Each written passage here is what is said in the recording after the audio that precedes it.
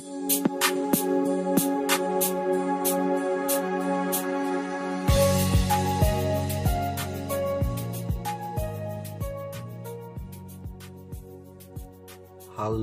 assalamualaikum warahmatullahi wabarakatuh. Jumpa lagi dengan saya di channel Babang Service. Oke guys, ini kita dapat servisan menarik ya. Ini HP Oppo A92 dan keadaan layarnya wow, amazing, mantap ya. Ini kita coba terangin dan coba masuk ke latar putih dulu ya. Nah, ini kita cek untuk tentang ponselnya.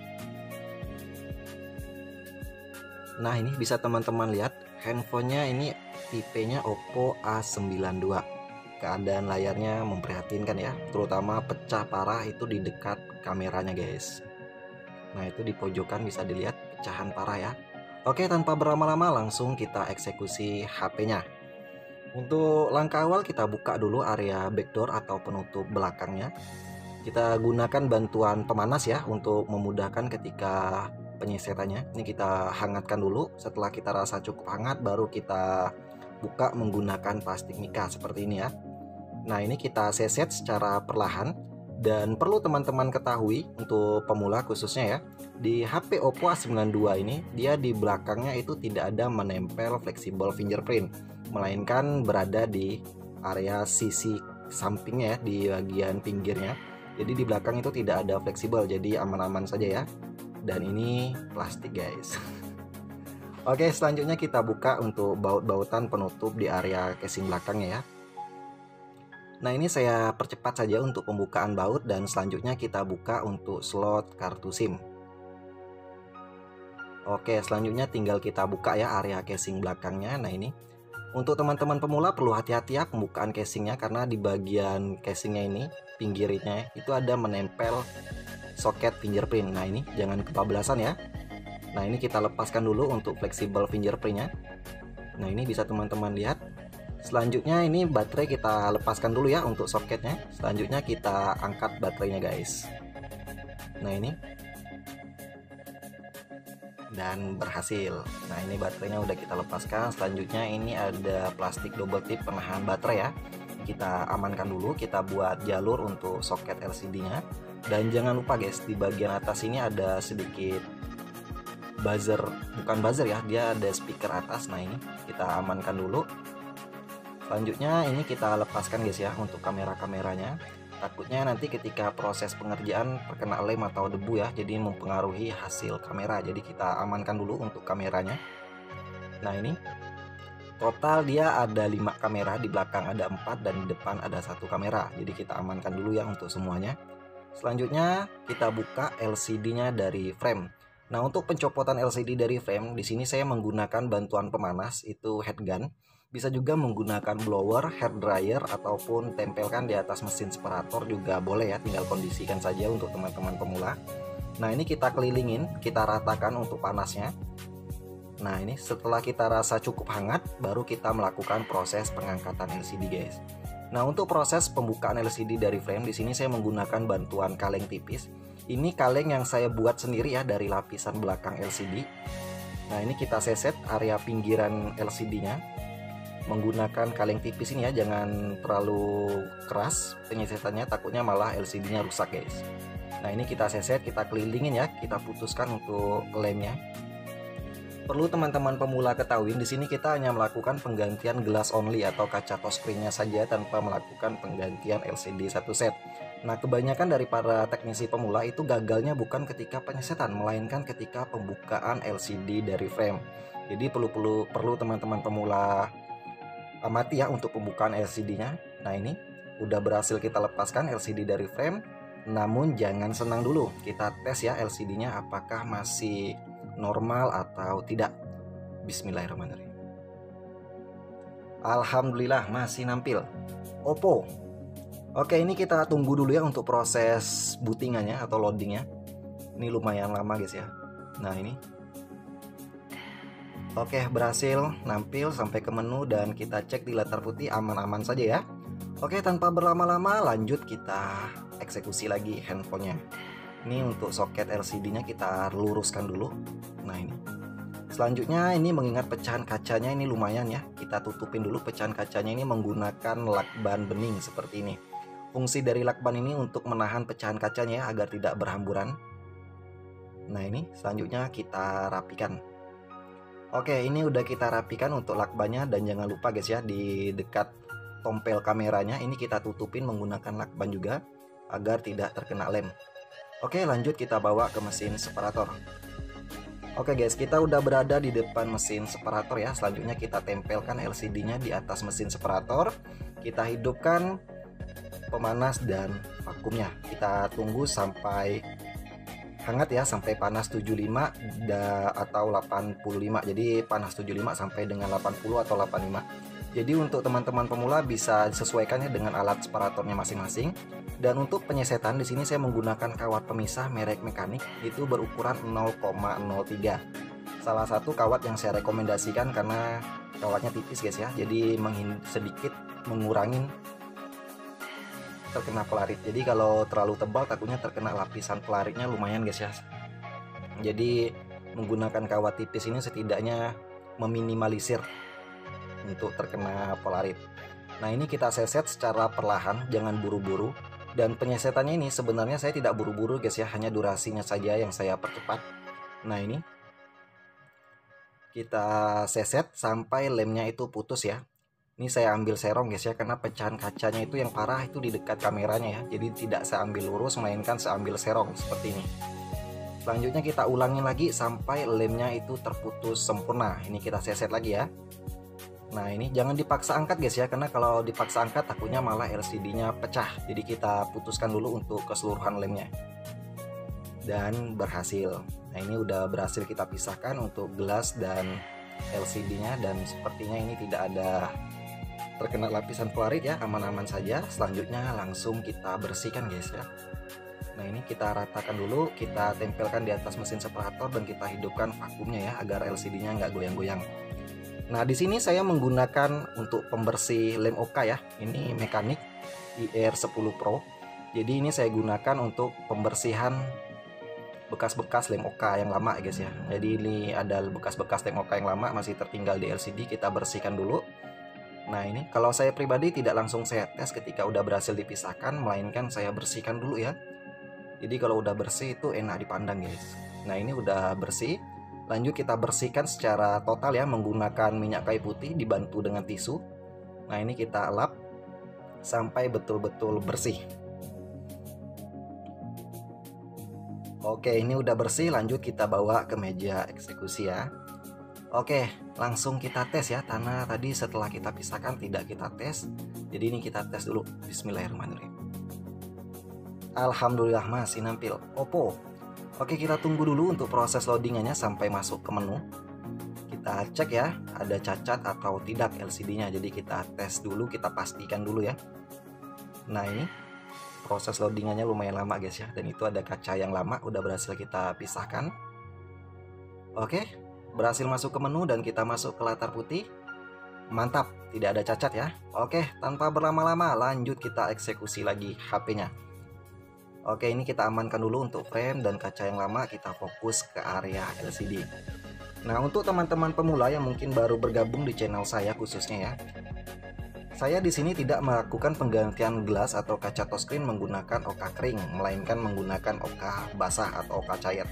Nah yang ditakutkan oleh para teknisi pemula itu kan rembes ya, lem OK cairnya masuk ke dalam LCD.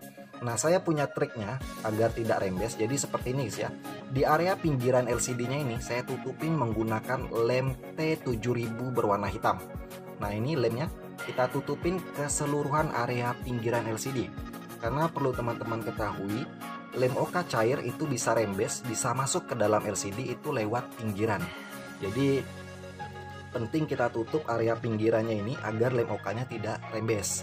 Jadi untuk teman-teman pemula yang baru mencoba menggunakan OK cair bisa diikutin ya step by stepnya.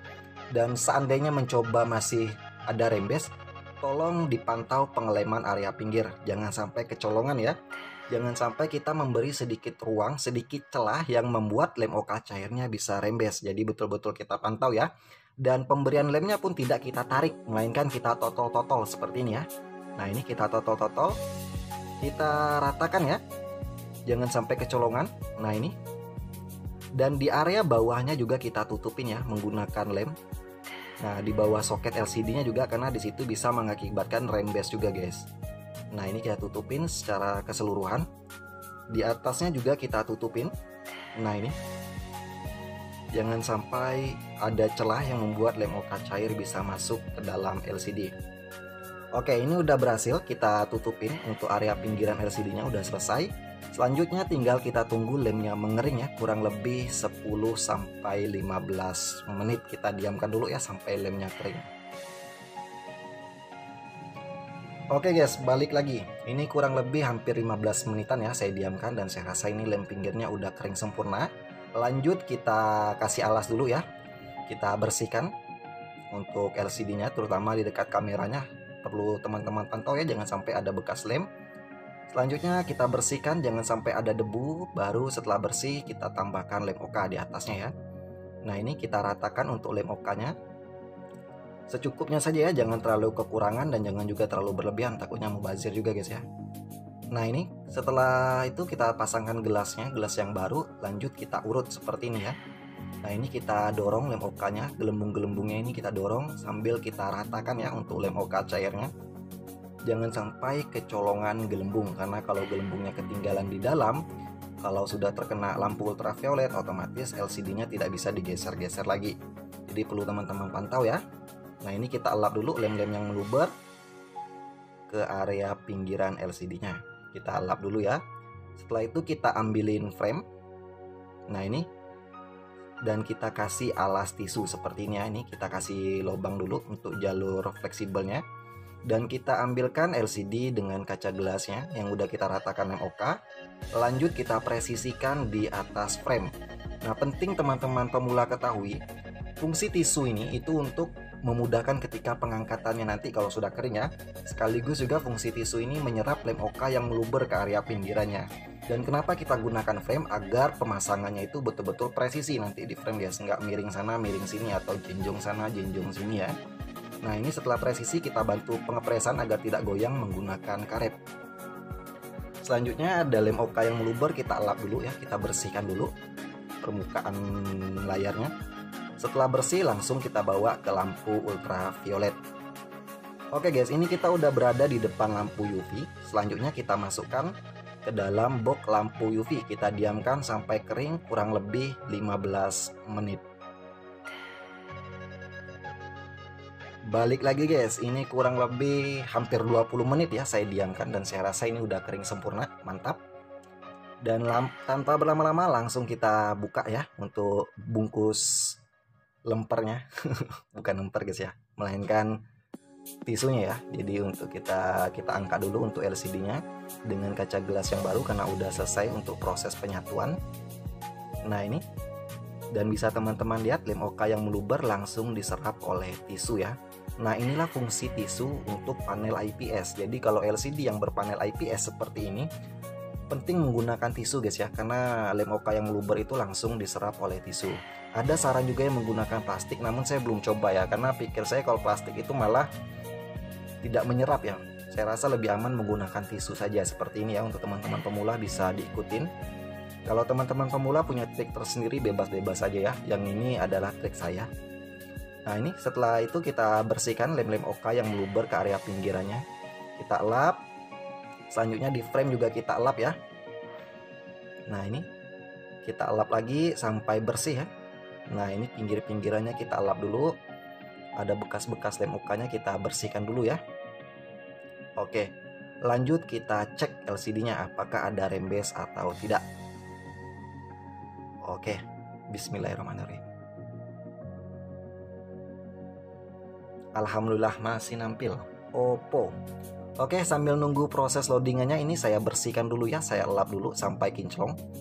Karena kalau saya pribadi itu kalau udah bersih itu enak dipandang guys. Jadi kita elap dulu ya. Nah ini sampai kinclong guys, sampai bersih ya dari bekas-bekas lem. Alhamdulillah berhasil masuk menu, kita masuk ke latar putih. Nah ini bisa teman-teman lihat keadaan LCD-nya bening tanpa ada rembes. Mantap ya. Oke, lanjut kita buka lagi dan kita pasangkan di frame. Dan jangan lupa guys ya, ini ada saringan speakernya atau penutup speaker telepon bagian atas itu nempel di gelas yang lama, saya ambil ya. Jadi ini kita pasangkan kembali ke framenya, karena kalau hal kecil seperti ini kalau nggak ada itu sangat mempengaruhi penampilan handphone guys, sangat jelek ya. Sekaligus juga untuk menahan debu biar tidak masuk ya. Nah ini. Selanjutnya kita kasih lem ke area pinggiran framenya. Nggak harus tebal ya, untuk pemberian lem di area pinggiran frame ini tidak harus tebal, yang penting rata. Pantau di dekat sensornya, jangan sampai ketutupin lem ya. Jadi di bagian atas itu ada sensor, kita kasih lem tipis saja, jangan tebal. Selanjutnya kita ratakan ke area pinggiran framenya secara merata ya. Nah ini kita beri lem secara merata. Seperti ini step by stepnya ya untuk teman-teman pemula. Kalau mau ngikutin trik saya yang melakukan penggantian gelas menggunakan obat cair, bisa diikutin step by stepnya. Dan hasilnya bisa teman-teman lihat di video-video saya sebelumnya, juga banyak ya saya upload ya, bisa teman-teman lihat. Dan alhamdulillah angka rembes itu minim guys. Selanjutnya ini LCD-nya kita buka dulu untuk lakban penutup kameranya. Terus kita elap ya, kita cek buram atau tidak ya, kita keker. Kita keker ya. Oke, kita rasa ini bersih ya, saya rasa udah bersih, tidak ada debu dan kamera juga aman-aman saja kacanya. Lanjut kita rakit kembali handphonenya. Nah ini untuk double tip plastik penahan baterainya kita ratakan dan baterai kita presisikan. Jangan lupa guys ya, kita pasangkan kembali semua kameranya. Di depan ada satu kamera, kita cek apakah ada debu atau tidak. Kalau ada debu kita lap dulu. Dan di belakang ada main kamera atau 4 kamera, jadi kita pasangkan kembali. Nah ini. Lanjut ada penutup bagian atasnya, ini pengaman kamera sama buzzernya ya, buzzer teleponnya kita pasangkan kembali. Nah ini kita presisikan. Nah ini kita presisikan, lanjut kita pasangkan bautnya guys, karena ada baut penahannya ya, satu. Oke, lanjut kita lap dulu untuk kameranya, kamera belakangnya ini kita lap dulu, takut terkena debu. Baru kita pasangkan untuk casingnya guys. Nah ini ada flexible fingerprint, kita pasangkan dulu ya. Lanjut kita presisikan di frame. Nah ini kita presisikan. Nah seperti ini. Setelah kita rasa presisi mantap, baru kita pasangkan semua baut-bautan penahannya guys. Oke, ini kita pasangkan bautnya, saya skip saja karena untuk mempersingkat durasi ya. Selanjutnya kita beri lem, karena tadi udah saya bersihkan ya dari bekas-bekas lem yang lama, jadi ini udah saya bersihkan. Lanjut kita pasangkan lem yang baru agar kuat ya, karena lem yang lama itu udah nggak kuat lagi guys ya. Nah ini udah kita tambahkan lem, dan di backdoornya juga tadi udah kita bersihkan dari bekas lem yang lama. Selanjutnya kita press menggunakan karet seperti ini ya. Kita press menggunakan karet untuk biar LCD-nya itu betul-betul rapat, dan frame-nya juga, backdoornya juga betul-betul rapat ya. Nah ini kita pasangkan untuk slot kartu SIM dan kita press menggunakan karet seperti ini ya. Nah ini ya, untuk teman-teman pemula bisa diikutin step by stepnya seandainya masih penasaran ya. Dan kalaupun mencoba masih gagal, terus coba lagi, jangan menyerah ya. Mungkin ada salah satu step yang kelewat atau salah satu step yang kurang teliti, jadi perlu diperhatikan kembali ya. Oke, lanjut tinggal kita tunggu kering kurang lebih 30 menit. Oke guys, ini kurang lebih hampir 1 jam ya saya diamkan, dan berhubung yang punya juga udah datang, jadi saya buka untuk karet pengepresnya. Nah ini kita elap dulu, tadi juga sambil menunggu kering lemnya saya elap juga untuk area pinggirannya ya. Jadi ada lem-lem yang meluber itu udah saya kikis dulu, saya elap dulu agar HP-nya sebelum diserahkan kepada pemilik itu betul-betul bersih dan kinclong ya. Nah ini di backdoor juga kita elap, kita bersihkan, karena di bagian backdoornya ini guys berjamur ya. Nah inilah minusnya layar yang di belakangnya, backdoor yang seperti ini ya, jadi rawan jamur guys. Ini ada bekas-bekas lem, kita bersihkan dulu dan kita hidupin handphonenya ya. Oke, ini sambil nunggu loadingannya selesai, kita lap, kita bersihkan ya sampai betul-betul kinclong guys. Nah ini kita bersihkan. dan kita cek latar putih tanpa ada rembes. Jadi ini mantap, bening sempurna guys. Jadi bisa teman-teman ikutin ya kalau menggunakan oka cair, triknya seperti ini. Yang takut rembes bisa ikutin step by stepnya. Nah ini kita masuk ke tentang ponsel. Oh sorry, salah ya. Oke, kita cari tentang ponselnya dulu. Oh ini, kita lihat. Nah ini tipenya Oppo A92, mantap. Lanjut kita tes kameranya guys ya, karena tadi keluhan dari usernya itu kamera depan buram karena pecah lumayan parah ya, dan kamera belakang juga ini pecah kaca juga guys ya, cuma hasilnya masih mantap, masih jos. Dan ini saya lap dulu untuk kamera depannya. Oke, langsung kita tes ya untuk kamera depan. Wow, bening guys, mantap ya. Awalnya tadi buram ya, nah ini udah mantap. Oke, handphonenya udah selesai, udah kita rapikan dan usahakan betul-betul rapi ya. Jadi sebelum diserahkan usahakan betul-betul rapi, karena kerapian itu salah satu iklan yang sangat efektif. Dan ini kaca gelas yang lama bisa dilihat pecahnya itu di dekat kameranya ya, jadi mengakibatkan kameranya depannya buram guys. Ini mantap dan handphone siap diserahkan kepada pemilik. Oke, untuk teman-teman pemula yang udah support channel ini saya ucapkan terima kasih, dan yang belum support segera support dengan cara subscribe dan aktifkan tombol lonceng notifikasinya. Sekian, semoga bermanfaat dan wassalamualaikum warahmatullahi wabarakatuh. Bye bye.